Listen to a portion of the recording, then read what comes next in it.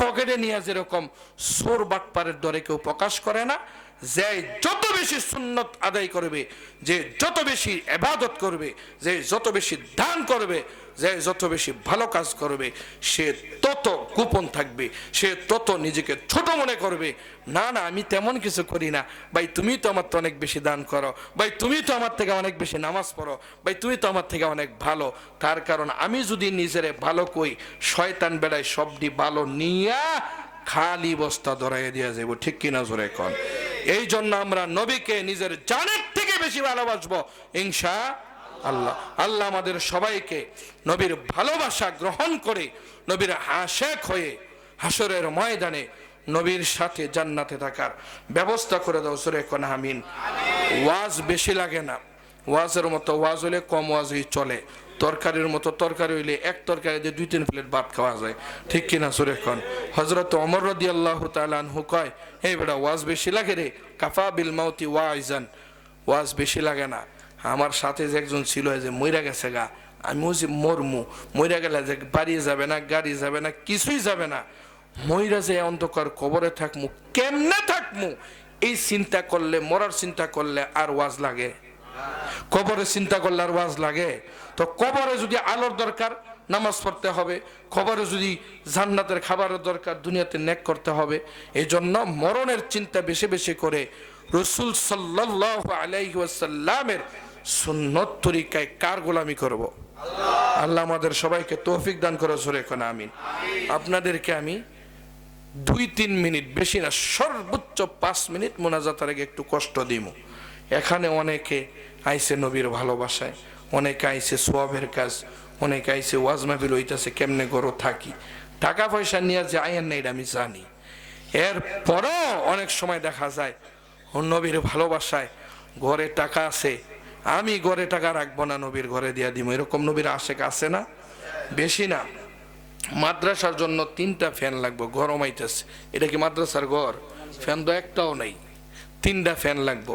3টা ফ্যান 3000 টাকা করে, 9000 টাকা। আলিপুরের মানুষ, 3টা ফ্যানের ব্যবস্থা করা যাইব?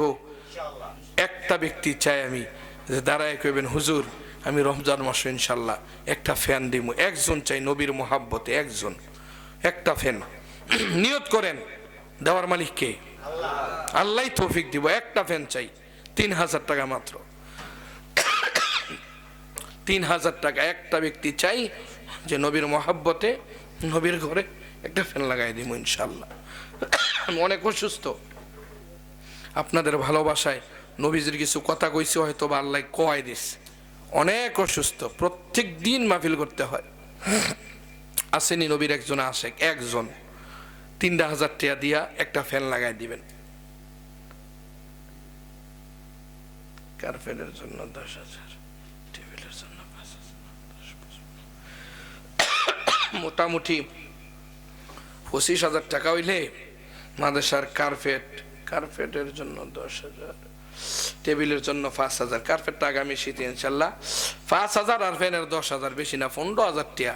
এতগুলো মানুষ থেকে নবীজির ভালোবাসা নিয়ে কি 15,000 টাকার ব্যবস্থা করা যাইব না? আপনাদেরকে আমি একটু পদ্ধতি শিখাই দিই ইনশাআল্লাহ। আমার নাম হয়েছে মাওলানা রহমতুল্লাহ আশিকি। রহমত আল্লাহ, আল্লাহর রহমত নামের অর্থ কি? আলো জেনে যায় নাকি অন্ধকার থাকে? বুঝেননি কথা? রহমতুল্লাহ জেনে যায়, গজবার হেনে থাকে না।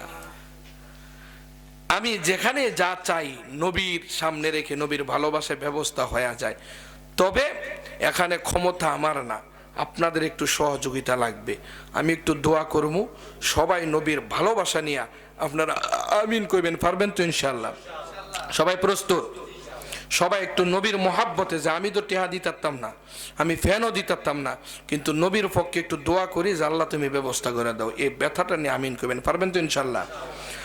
মালিক আমি মুসাফির, আয় আল্লাহ গুনাহগার মানুষ, ডাইনে বামে হাফেজ আলেম আছি, আয় আল্লাহ হাজি আছি, বৃদ্ধ বাবাজিরা আছে, যুবক ভাইয়েরা আছে, সবাইকে নিয়ে তোমার কাছে দোয়া করতেছি। তুমি তোমার যেই বান্দারে তুমি ধন দিছো, সম্পদ দিছো, আল্লাহ এই সম্পদওয়ালা একজন বান্দা নবীর মোহাব্বত দিলে জাগা দিয়া নেক বাবার নেক মায়ের নেক সন্তান সুসন্তান যেই বলবো আল্লাহ নবীর ঘরে একটি নবীর মোহাব্বতে ফ্যানের ব্যবস্থা করে দিব। আল্লাহ তুমি তোমার ওই বান্দাকে রসুলের রওজার সামনে যাওয়ার তৌফিক দিও, জোরে কোন আমিন। আয় আল্লাহ, তোমার যেই বান্দায় দ্বারা বলবে হুজুর আমার বাবা নাই, আমার মা নাই, আমার মা বাবার জন্য একটু দোয়া কইরেন, নবীরে দেখি নাই। আজকে নবী যদি আইসা কইতো আলিপুরের